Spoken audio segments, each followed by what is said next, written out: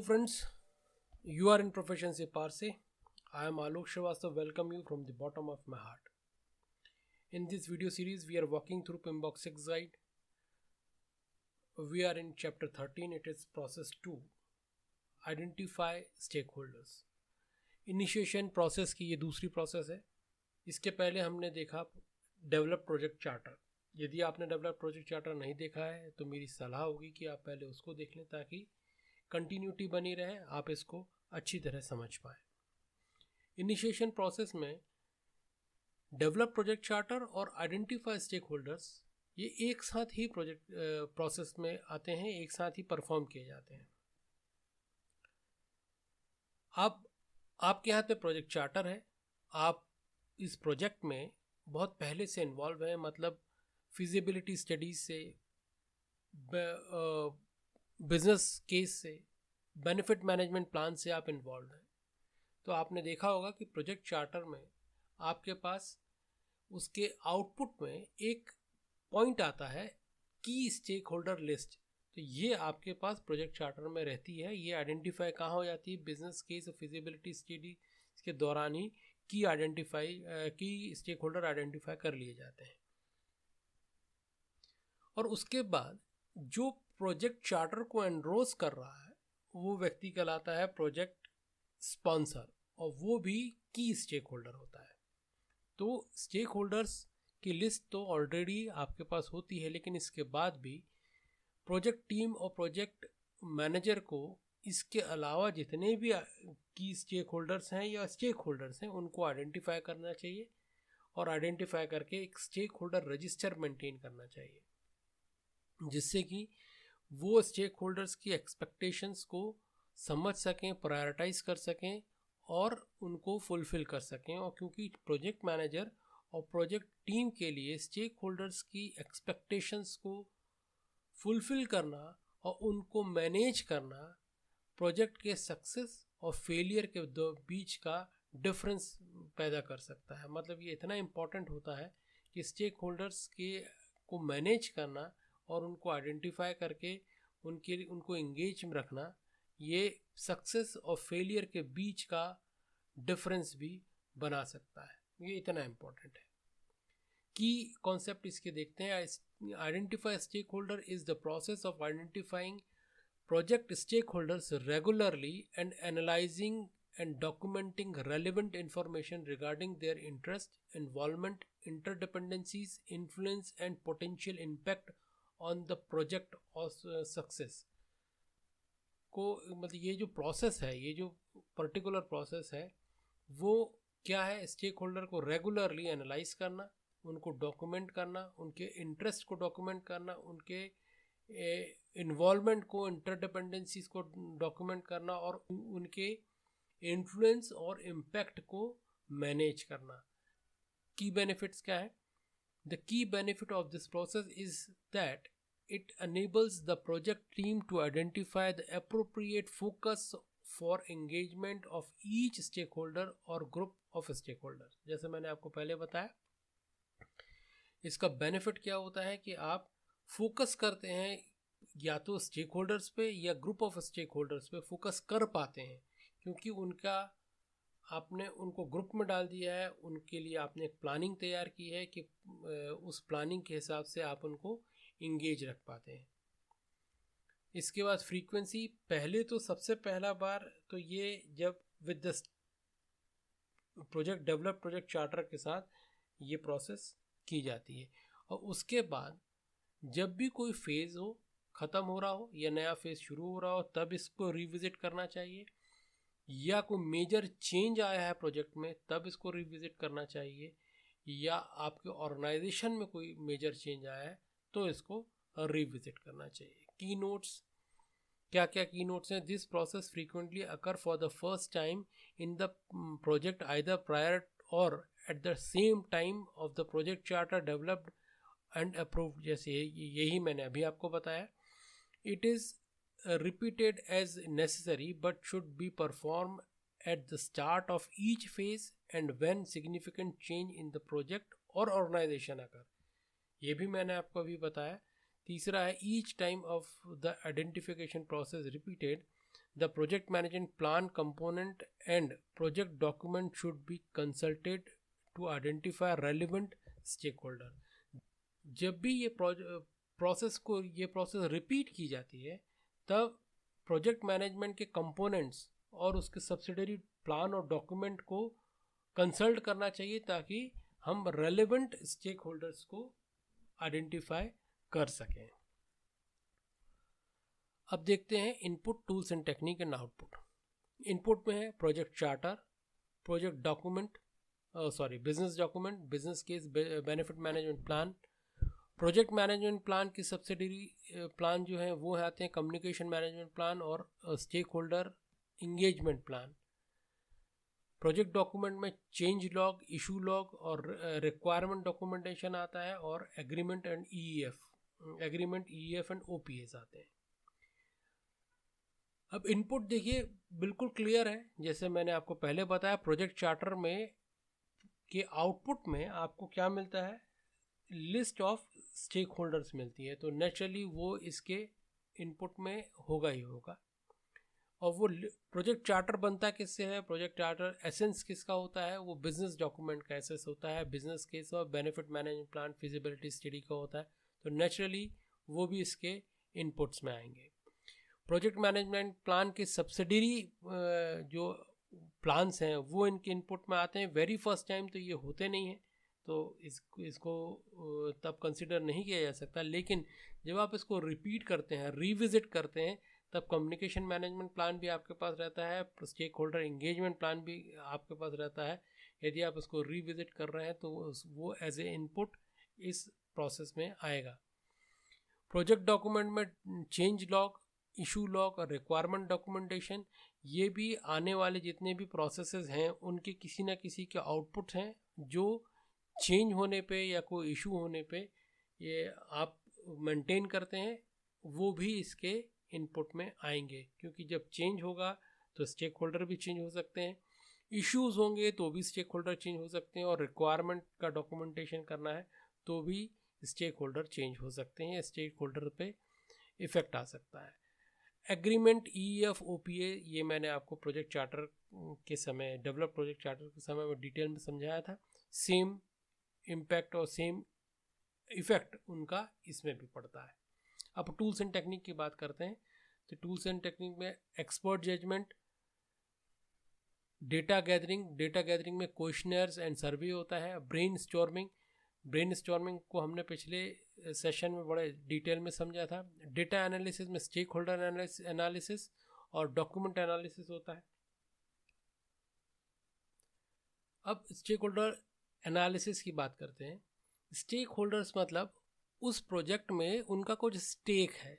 अब वो स्टेक कौन कौन से हो सकते हैं उसका हम एनालिसिस करते हैं. वो स्टेक हो सकते हैं, पहला हो सकता है इंटरेस्ट का, उस प्रोजेक्ट में उनका क्या इंटरेस्ट है.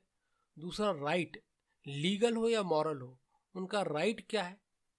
तीसरा है ओनरशिप, क्या उस प्रोजेक्ट में उनकी कोई ओनरशिप है, कोई पार्ट ऑफ ओनरशिप है, या नॉलेज, कोई स्पेशल नॉलेज रखते हैं वो, उसके कारण उनको पावर मिला हुआ है, उसके कारण उनका इंटरेस्ट है.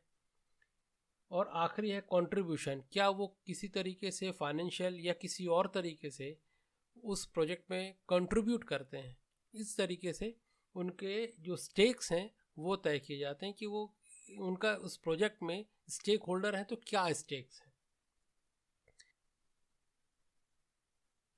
डॉक्यूमेंट एनालिसिस में बहुत सारे डॉक्यूमेंट होते हैं, जैसे चेंज लॉग है, स्टू लॉग है, लेसन लर्न रजिस्टर, जो पुराने रखे हुए हैं लेसन लर्न रजिस्टर, उनसे हम उनको उसकी स्टडी से उनके एनालिसिस करके हम स्टेक होल्डर्स को आइडेंटिफाई कर सकते हैं. इसके बाद है डेटा रिप्रेजेंटेशन मतलब डेटा जो आपने डेटा गैदर किया है उसका, स्टेक होल्डर्स का, उनका रिप्रेजेंटेशन का तरीका होता है. कौन कौन से तरीके होते हैं? पावर इंटरेस्ट ग्रिड होता है, stakeholder cube, salience model, direction of influence and prioritization. इनको हम डिटेल में एक एक करके आगे समझेंगे. इसके बाद टूल्स एंड टेक्निक में है मीटिंग. इसको इसके बारे में और डिटेल में समझना है तो मेरी सलाह होगी कि आप प्रोजेक्ट चार्टर को जाके सुने, प्रोजेक्ट चार्टर को देखें, तो इसमें हमने काफ़ी डिटेल में चर्चा की है उसमें। इसके बाद आता है आउटपुट। आइडेंटिफाई स्टेक होल्डर्स का मेन आउटपुट होता है स्टेक होल्डर रजिस्टर, जो एक रजिस्टर जिसमें आपने जितने भी स्टेक होल्डर्स हैं उनके इंटरेस्ट, पावर, प्रायोरिटीज़, इन सब के जो भी पैरामीटर्स हैं उस पैरामीटर के हिसाब से आपने उनकी एक रजिस्टर बनाते हैं, वो रजिस्टर इसका आउटपुट होता है। इसके बाद इसके आउटपुट में आएगा चेंज रिक्वेस्ट। हो सकता है कि आप जब एक पहली बार या दूसरी बार, जब पहली बार में तो खैर चेंज रिक्वेस्ट का सवाल नहीं पैदा होता, जब आप रिविजिट कर रहे हैं और आपने देखा कि ये जो स्टेक होल्डर का रजिस्टर है उसमें कोई चेंज की ज़रूरत है, कोई आप परिवर्तन चाहते हैं, तो इस प्रोसेस के आउटपुट में चेंज रिक्वेस्ट आएगा। इसके आउटपुट में और क्या आ सकता है? Project management update, project management plan update. Subsidiary plan में requirement management plan, communication management plan, risk management plan और स्टेक होल्डर एंगेजमेंट प्लान। इसमें चेंज, जब भी आप कोई चेंज महसूस करते हैं तो चेंज किस में महसूस करेंगे? किसी न किसी सब्सिडरी प्लान में महसूस करेंगे। कौन कौन से प्लान्स हो सकते हैं? वो रिक्वायरमेंट मैनेजमेंट प्लान हो सकता है, कम्युनिकेशन मैनेजमेंट प्लान हो सकता है, रिस्क मैनेजमेंट प्लान या स्टेक होल्डर मैनेजमेंट प्लान हो सकता है। तो उनमें जो चेंज होंगे, तो नेचुरली जब चेंज रिक्वेस्ट हो रही है तो अपडेट कौन कौन से होंगे? यही 4 प्लान अपडेट होंगे। अब इन प्लान में जब अपडेट होगा तो इनके डॉक्यूमेंट्स जो होंगे उनमें भी चेंज होगा। कौन कौन से डॉक्यूमेंट्स होते हैं जो इनमें से आउटपुट में निकलते हैं? वो एजम्पशन लॉग, इशू लॉग और रिस्क रजिस्टर। ये चेंजेस किस में आएंगे? प्रोजेक्ट मैनेजमेंट प्लान के अपडेट में के आउटपुट में ये एजम्पशन लॉग, इशू लॉग और रिस्क रजिस्टर आपके चेंजेस में आएंगे। दोस्तों हम डिस्कस कर लेते हैं डेटा रिप्रेजेंटेशन को ज़रा डिटेल में। पहला डेटा रिप्रेजेंटेशन का तरीका है power and interest grid. Stakeholders के जो लिस्ट है उसको हम 2 एक्सेस में रख सकते हैं, स्टेक होल्डर के पावर और इंटरेस्ट के हिसाब से। जो स्टेक होल्डर पावर में हाई है और इंटरेस्ट में भी हाई है तो उसको क्या करना है? मैनेज क्लोजली करना है। इसके जस्ट अपोजिट यदि कोई स्टेक होल्डर पावर में लो है और इंटरेस्ट में लो है तो उसको मॉनिटर करना है विथ मिनिमम एफर्ट। यदि वो पावर में हाई है लेकिन इंटरेस्ट ज़्यादा नहीं है उसका प्रोजेक्ट में तो उसको सेटिस्फाई रखना है, और यदि उसके पास पावर कम है और इंटरेस्ट बहुत ज़्यादा है तो उसको इन्फॉर्म रखना है। ये पहला पावर और इंटरेस्ट ग्रिड हुआ। अब पावर और इंटरेस्ट ग्रिड का ही एक्सटेंशन है स्टेक होल्डर क्यूब। इसमें हम पावर और इंटरेस्ट 2 एक्सेस तो लेते ही लेते हैं, इसका तीसरा डायमेंशन भी हम कोई भी ले सकते हैं। कोई भी डायमेंशन हो उसको हम ले सकते हैं, और वो जो डायमेंशन है वो क्या करेगा? एक क्यूब बना के देगा, एक सेपरेशन करके देगा, कैटेगरी बना के देगा। और ये जो कैटेगरी बन जाने से उस ग्रुप को, उस कैटेगरी के जितने भी स्टेक होल्डर्स हैं उनको हैंडल करना और उनको इंगेज करना आसान हो जाता है। मैनेजमेंट उनका आसान हो जाएगा क्योंकि बहुत सारे स्टेक होल्डर्स एक ही ग्रुप में आ जाएंगे जिनके रिक्वायरमेंट और जिनके एंगेजमेंट प्लान एक सही होगा। इसके बाद हम अगला वो लेते हैं, वो है साइलेंस मॉडल। साइलेंस यानी प्रोमिनेंस। प्रोमिनेंसी के 3 पॉइंट हैं, पावर, अर्जेंसी और लेजिटिमेसी। पावर तो वही है जो हमने इसमें देखा, आपके पावर और इंटरेस्ट ग्रिड में देखा। अर्जेंसी और लेजिटिमेसी का मतलब वो उनकी जो रिक्वायरमेंट है, उनकी जो एक्सपेक्टेशन है, उनकी अर्जेंसी क्या है और उनकी लेजिटिमेसी क्या है, उनकी वैधता क्या है। इसके हिसाब से 7D डिफाइन किए जाते हैं स्टेक होल्डर की कैटेगराइज करने के लिए। पहला है dormant, discretionary, demanding, dominant, dangerous, dependent and definitive. Definitive वो होंगे जो सेंटर में होंगे, जो पावरफुल भी हैं, जिनके पास अर्जेंसी भी है किसी अपने डिमांड की या अपने एक्सपेक्टेशन की, और वो डिमांड और जो एक्सपेक्टेशन है वो लेजिटिमेट भी है, तो वो डेफिनेटिव स्टेक होल्डर्स में आएंगे। और 8वां है नॉन स्टेक होल्डर। जो स्टेक होल्डर या जो व्यक्ति इन 7D में फॉल नहीं करता वो उस प्रोजेक्ट का स्टेक होल्डर नहीं होगा।